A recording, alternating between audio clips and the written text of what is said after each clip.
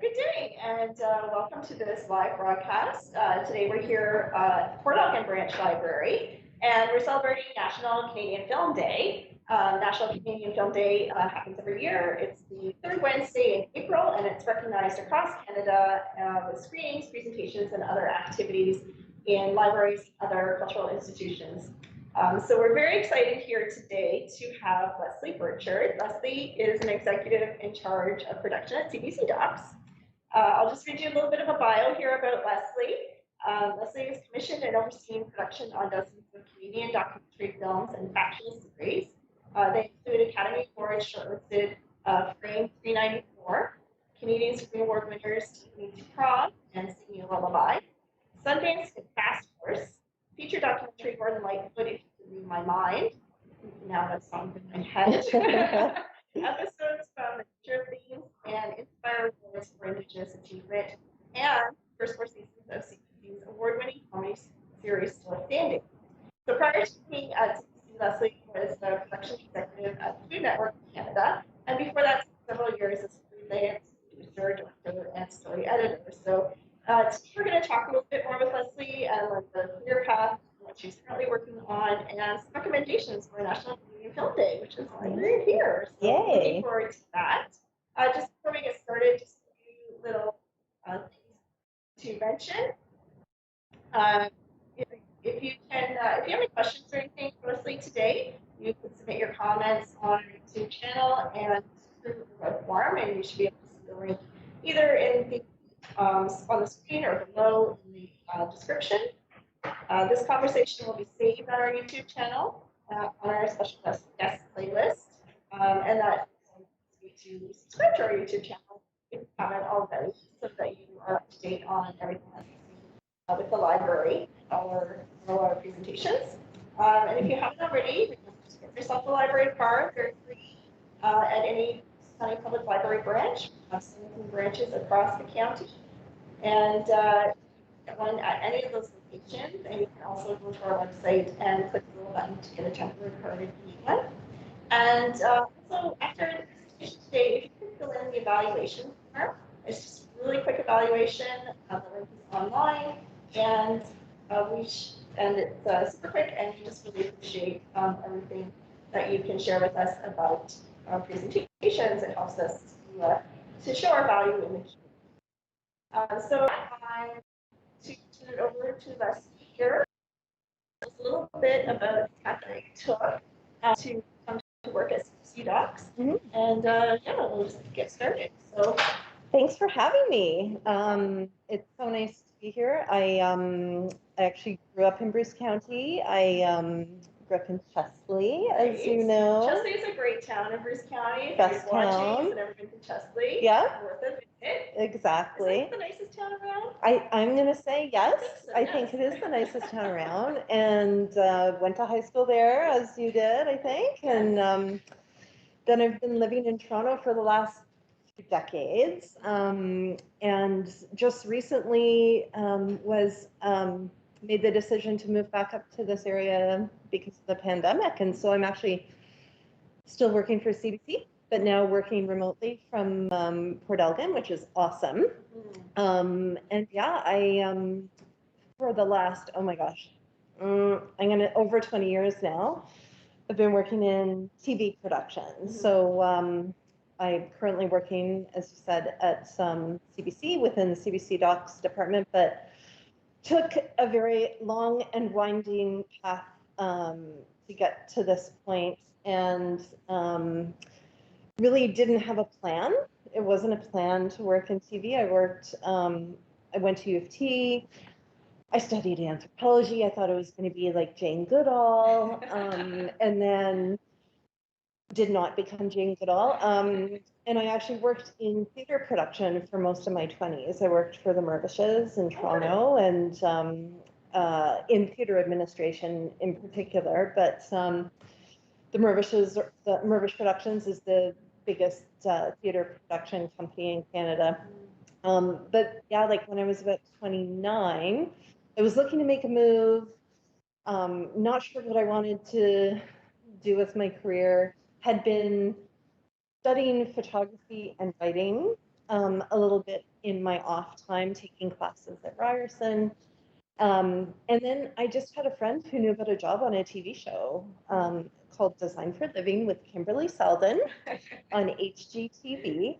And they needed a publicist. And because I really just, even though I hadn't really thought about doing that, I thought, well, you know what, I'm going to try it out. So I got that job and pretty quickly realized that TV was a great place for somebody like me who's interested in lots of things, and in particular interested in visual storytelling, and kind of, working on different types of shows allowed me to combine that interest in photography and then and stories. So I started working on all sorts of different types of shows. I have like a little bit of a diagram that shows my very winding, non-linear path to kind of where I am now, but essentially worked as a freelancer for about 10 years, working on all sorts of different types of shows like Canadian Idol and Project Runway Canada,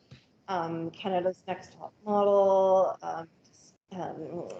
life, I can't remember what it was called, but Help on the Line with Avery Haynes. So all sorts of different types of things, and as first a researcher and then a director and a story editor. And then I landed at Food Network as a production executive for a year, overseeing production on several different Food Network shows. And then transitioned from there to my current job at CBC. So I've been at CBC about 12 years now. And yeah, have worked on a lot of different types of shows. It's been kind of crazy. Yeah. And it's interesting too, when you were talking about some of the different things you've done and just researching and then directing and that sort of thing. I feel like you must have had some mentors along the way to help you along with that. Yeah, absolutely. I mean, and I don't think everyone else is as lucky to like get work in the TV industry without having, maybe a degree in film and television or something from a place like Ryerson. But yeah, I've been really lucky to work with different people who have shown me the ropes. Like the very first time that I even directed, I was just like working as a researcher on a show, and my producer was like, I think you should go out and direct this story. And she sent me out with a cameraman who was really, he knows what he's doing. And he helped to kind of show me the ropes with regards to like just some basics of directing, and just on and on from there. Lots of people who've really I think pushed me in different directions, or just helped me understand what different possibilities there might be. I think you just have to be a curious person and ask a lot of questions too. And it's an industry that's like a little bit chaotic. There's a lot going on and a lot of different jobs. So I would just be like, hey, what are you doing? What's that job? I'm curious about that. And would I be interested in doing more of that? And maybe not that, but maybe this. And yeah, for sure though, like so many people who mentored me along the way, like absolutely, I want to give a shout out to one of my closest friends and mentors, Lesley Merklinger. She now heads up CBC Podcasts, but she worked with me. She's one of the first people I worked with on TV shows when she was producing shows, and she would hire me as maybe a field director or something else. And she's the person, when she moved on to work at Food Network, she convinced me to jump from the freelance side of things to work on the network side of things at Food Network. And then now we both happen to be at CBC in these totally different areas, but all still storytelling. So I think like, in any business, really, it's about who you meet and work with along the way. So yeah, I've stayed in touch with a lot of my mentors. That's amazing. Yeah. Awesome. So you made the transition over to CBC Docs. Yeah. And can you tell us maybe about some of the documentaries that you've worked on? Mm-hmm. Well, you mentioned Gordon Lightfoot, If You Could Read My Mind, which is like totally one of my favorite ones. that I've worked on. And if you just hearing that title makes you have that song in your head, imagine watching dozens and dozens of cuts of it over and over and over again. Like I had every Gordon Lightfoot song in my head for many months. But yeah, I started, although I've been at CBC for 12 years, I've only been in that documentary side of things for, I'm going to say, about the last 6-7 years. And I love just, yeah, real people stories. So some of them are famous people like Gordon, but then a lot of them are just other everyday Canadians. So, as much as I loved working on the Lightfoot doc, I've really loved working on some other ones that are just, yeah, just, I guess, reflect the experiences of all sorts of people across the country. I work a lot with pretty young filmmakers who it's their first time working with a big broadcaster. So my job is often to kind of mentor them through that process of working with the big scary CBC, which it can be very scary when you're a young filmmaker starting out, kind of navigating all of that. But yeah, I was part of starting up this series of documentaries that we call CBC Short Docs, and you can find them all on CBC Gem and the CBC Docs YouTube channel. But yeah, just thinking about some of the ones that I've loved working on, I actually there is a slide, if you want, I'm not sure if we want to show it, but that shows some of the titles that that I love. I love them all. I've commissioned about almost 200 short talks up to this point, but I'll mention a few that you can take a look at there. Sing Me a Lullaby by Tiffany Shung. It's like such a beautiful, beautiful story of this filmmaker, Tiffany, who went on a search for her mother's birth parents in Taiwan. And it's a really interesting, emotional story that Tiffany started.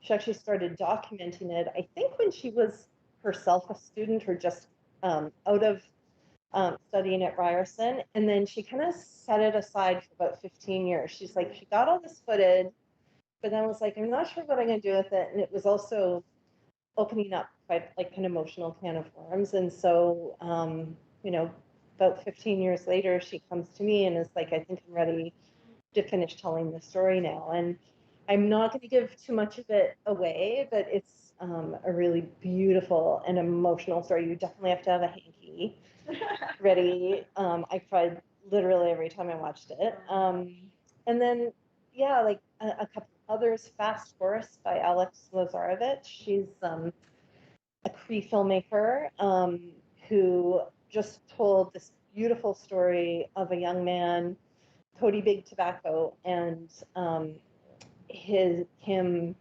taking part in his first Indian relay race at the Calgary Stampede. And Indian relay is this wild sport which involves the jockeys jumping on and off horses, and it's crazy. But it's a really stunning film, and Alex won a big award at the Sundance Film Festival for that one. And then yeah, just a couple others.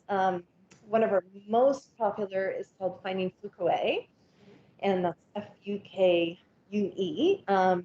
And it's about a woman, a musician, who, as a kid, spent time in Japan and became really good friends with a young girl named Fuquay.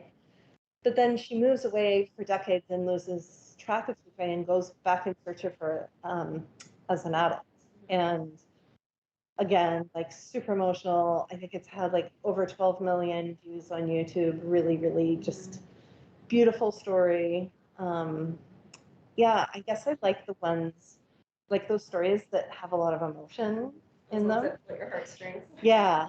And then, and then finally, like a more recent one, that has been doing really well for us is called Patty versus Patty.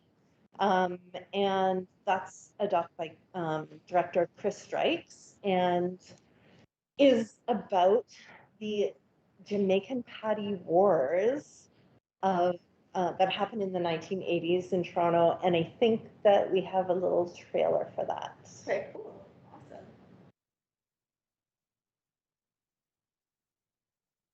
Which we will show momentarily. My parents opened the Sunday Gleaner one Sunday, and it says on the top, headline, Canada bans patty. We're not looking for it with the government. What?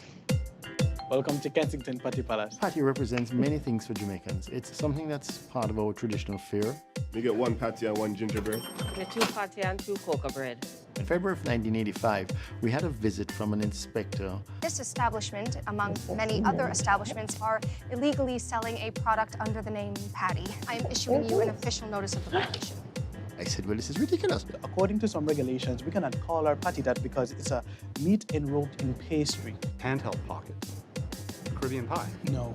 You don't stop. You keep fighting. The government in Jamaica, the people in Jamaica, they're all wondering what is going on. If you do not comply, Consumer and Corporate Affairs will fine this establishment $5,000. Nobody is really quite sure how the patty controversy is going to be resolved.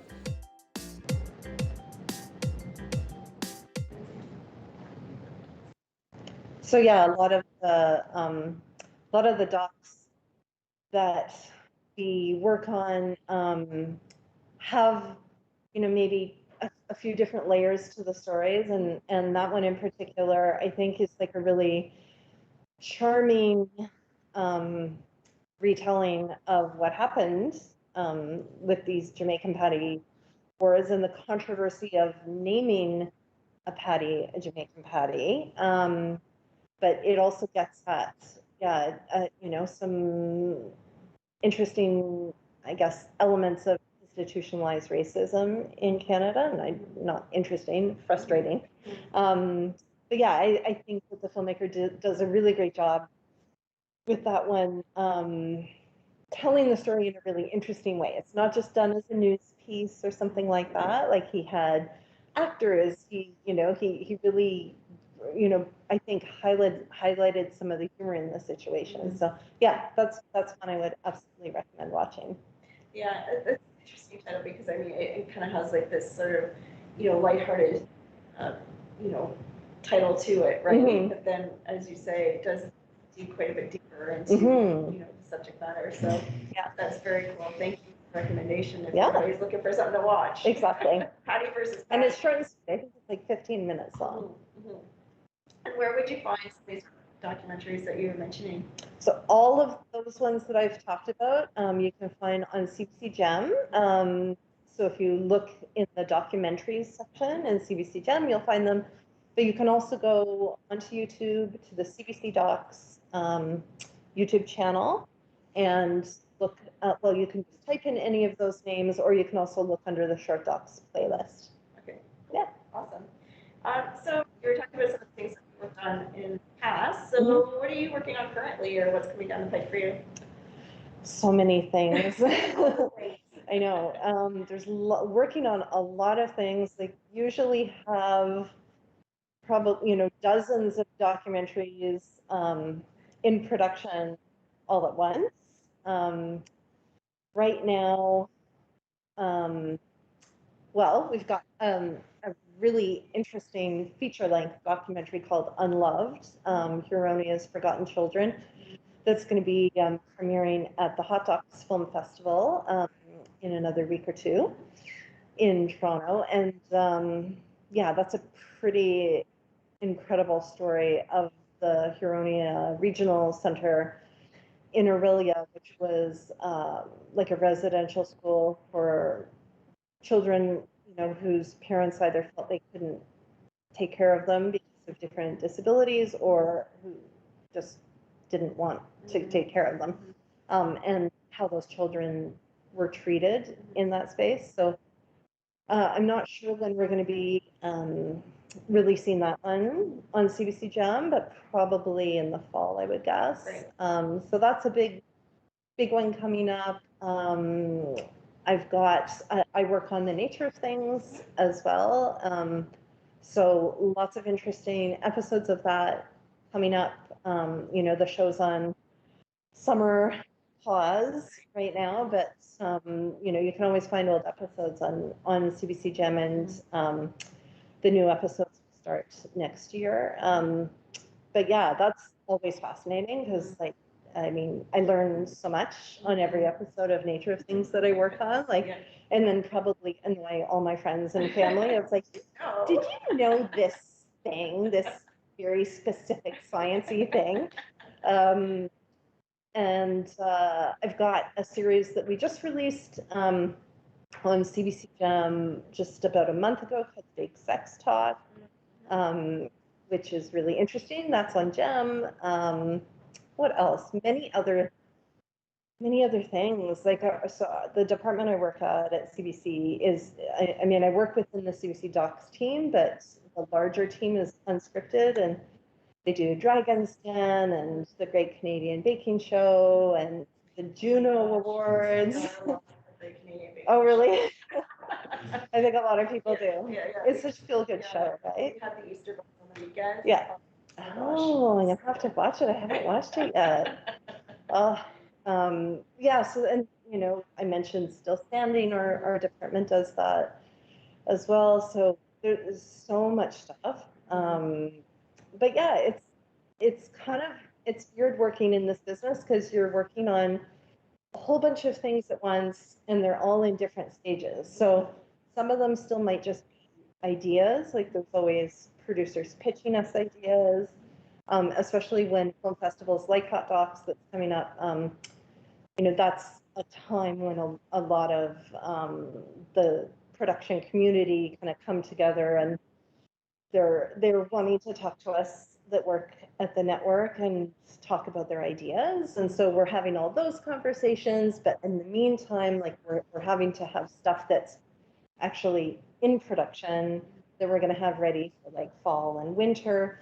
A lot of these shows take, many, many months, if not years to make. So you're always thinking ahead, and those ones that are going to take longer, you're thinking ahead, not just to the 23-24 season, but the 24-25 season and beyond. So there's a lot to just sort of think about in terms of different things. Balls in the air, It's exciting though. I like it. Yeah, I just want to share, we have a couple of questions come in or comments come in on our YouTube channel. So we have one from Patrice. She's a great chat so far. What would you like to see more of in Canadian film? And with a follow-up question, what stories aren't we telling that we should be? That's a great question. It's a great question. I think there's a lot of stories that we're not telling enough of. One of the things that's really important at CBC, and in particular in my job, is telling stories from a diversity of viewpoints, being more inclusive with our storytelling. So, and really actually reflecting Canadians back to Canadians. So I think it's hard for me to pinpoint one particular type of story, but I think there's a lot of I guess different people and backgrounds that aren't being reflected. I think persons with disabilities, we need to be seeing more and more stories about them. We our department has done some interesting stuff lately, in particular, the series called You Can't Ask That, which you should take a look at on CBC Gem if you haven't. But I think there's lots more work to be done there. And then I would say in the documentary space in particular, I would like to see more fun and funny stories, because I don't think documentaries always have to be serious. Right. And I think there's lots of room to tell all sorts of stories, but that's kind of one thing I would like to see a little bit more of, and I think that we need more of. We need a bit more joy these days. That. Yeah. Awesome. Yeah. Also, Patrice also says she now watches Jamaican Patties for dinner. Yes, I know. Exactly. I also have one from Matt, and it says, What are your ways to get started in making documentaries on my own? And if you have any equipment advice, the technical Oh, aspects. yeah. I mean, what's awesome these days is that I think anybody, well, almost anybody can make a little documentary. I mean, you can film one on your phone, right? It used to be that you did have to have fancy equipment.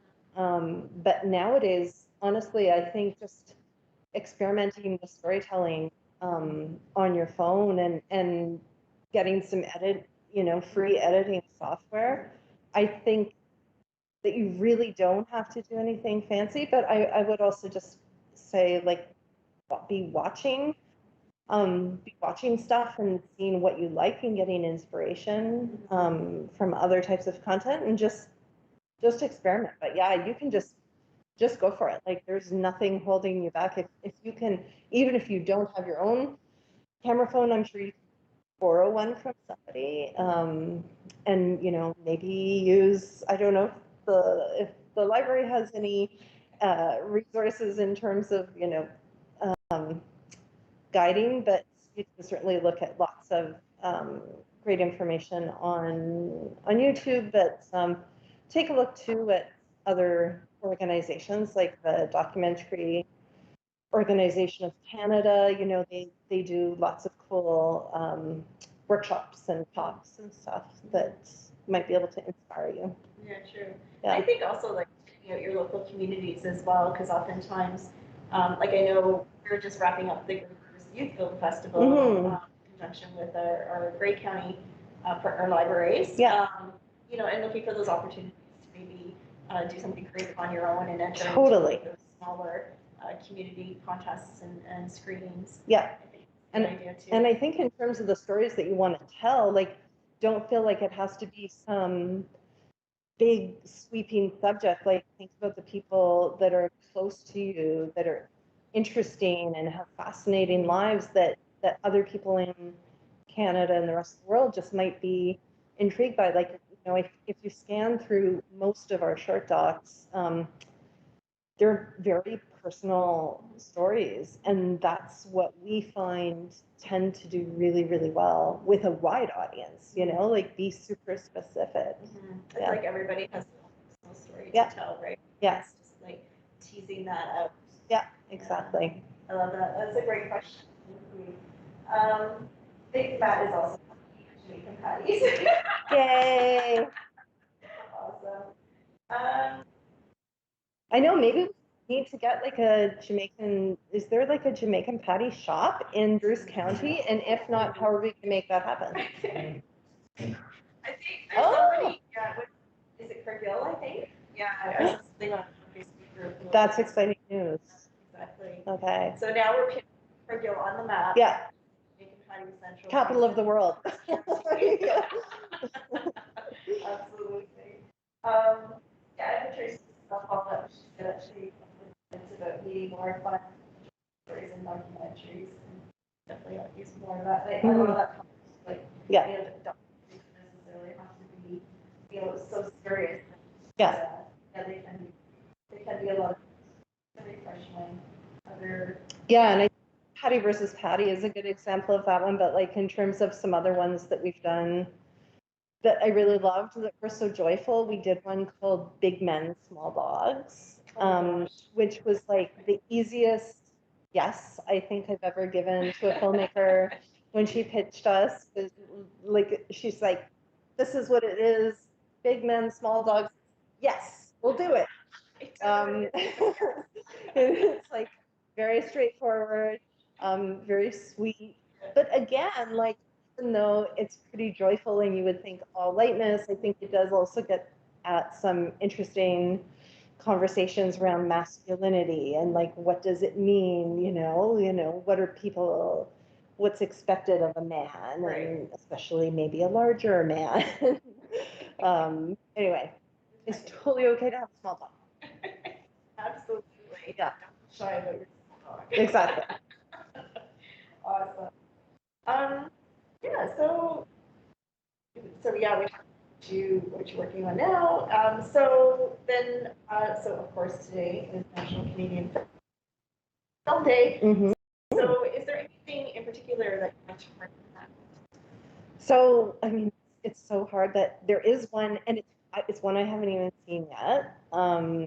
But it's a film called Scarborough, and it just won a whole bunch of Canadian Screen Awards last week.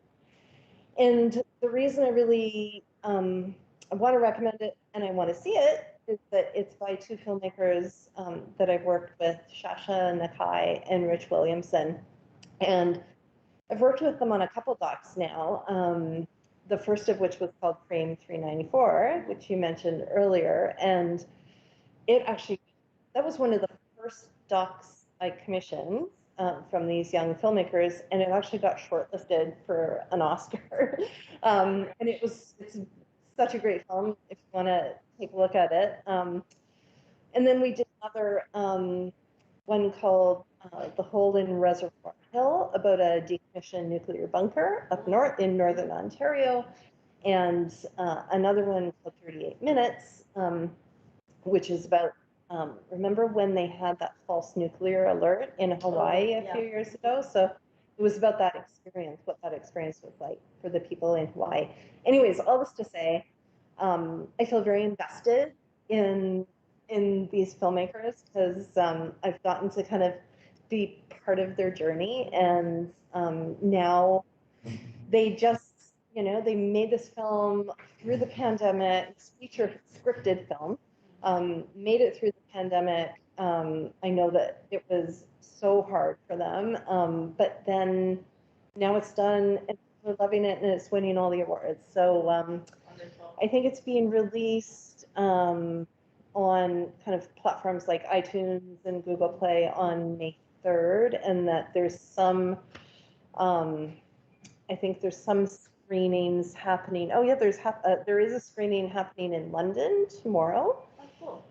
I think it's the opening, the official opening of the film. But yeah, I'm super excited about that one because of all the buzz around it, but especially just because of how much I love seeing those filmmakers kind of make their mark. Awesome. Yeah. Great. Yeah. Well, that's a great recommendation. And then also, if our viewers are looking for other recommendations of great Canadian films to watch, you can always visit the National Canadian Film Day website, and they have lots of suggestions on there of things that you can watch. And then they'll also go through and they'll show you what platform you can watch them on. So, whether you stream them through CBC Docs or some of them you can stream through our free online service that we have through the library called Canopy. That's cool. Yeah, so you can just check that out. And some are on Netflix or all sorts of different places. But yeah, it's where you can find those films. And even just upstairs, when I was up before Lesley got here, I was looking through the shelves, and I picked a couple off the shelf. So this is Bon Cop, Bad Cop. Of course, this is a Canadian film. I think this is like the second one. Maybe, I'm not sure. Anyway, there's this film here, and then I picked up Dune. Yes. Which, yeah. There's a lot of us. Of course, the producer on that is Luke, and he's Canadian. So very perfect film producer there. So absolutely. Yeah, so definitely come by and check out the shelves here. On the shelf. What are your recommendations? Oh my gosh. Off the top of my head, I love the film Lobby. Oh yes, I loved it. So good. Yeah. So, and that's another the library too. So oh, okay. Look for the library. Yeah, such a good film. Yeah. Is there anything else that you'd like to share with us today before we start wrapping up? Don't think so. I mean, I'm just as I said, like I'm so honored to get to come and talk to you and be connected with the Bruce County Library. Like I hope that now that I'm bringing my CBC-ness to the area, we'll be able to get to do more stuff together. And but again, there's just so much great content just on CBC Gem and CBC Docs YouTube channel alone. Obviously not just Docs on CBC Gem, but I just really encourage people, if you're not already signed up for it, do so because it's free. And just, yeah, as you say, like there's so much other good Canadian content that you can find through the Canadian National Film Day site. Yeah, exactly. Mhm. And the National Board too. There's Yes, like- oh my gosh, Well, how can we not talk about the National 100%. Board? absolutely. NFE, go Exactly. NFE, yeah. Yeah, perfect. Yeah. Actually, you know what? I do have one other thing I want to plug for one of my filmmakers who I've worked with on a bunch of other things, just because I just saw that his film is going to be on CNN on Friday. Not to send people to CNN, but just this one. Exactly, but the filmmaker's name is Daniel Rohr, and he's done several short talks with me over the years, including that one that has like 12 million views called Finding Fuqua. But he did a feature-length doc called Navalny about Alexei Navalny. Is it Alexei?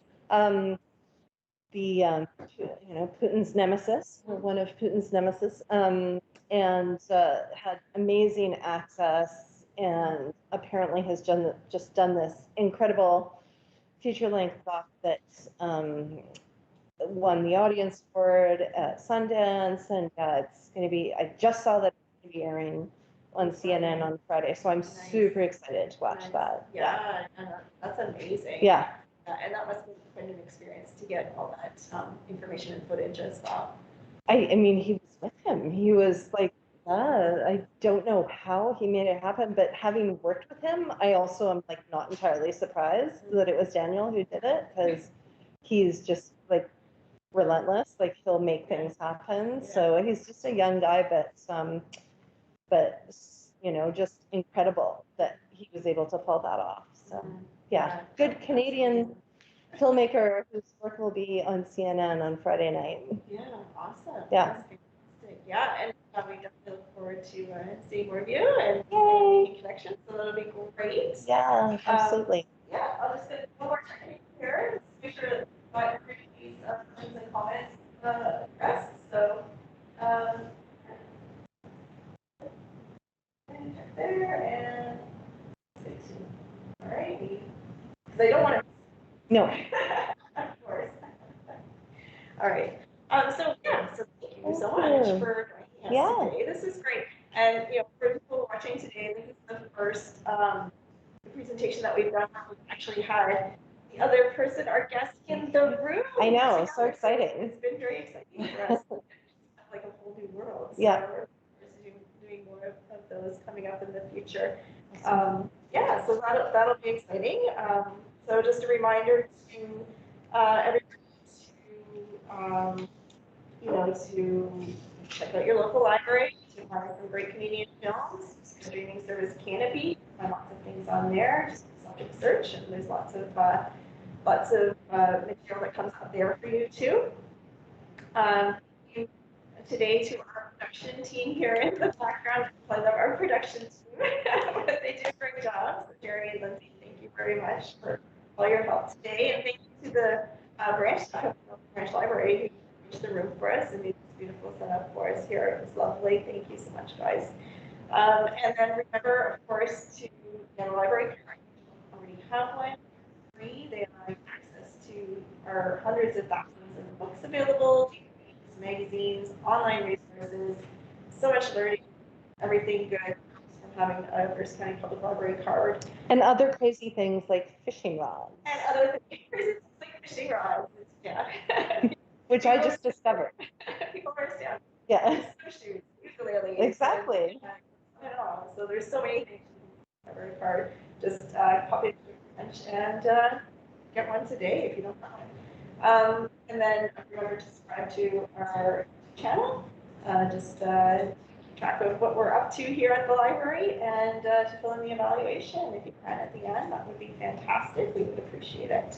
And thank you again to Lesley. It's Thanks, nice to see you. Nice to see you. In person. I know. It's amazing. And thank you for sharing everything with us today. For sure. I feel like we just made a little tint of the awesome knowledge that Absolutely. you have here about documentaries and films. It's amazing. Awesome. Well, So thanks. thank you so much today. And thanks to everybody for watching. See you again.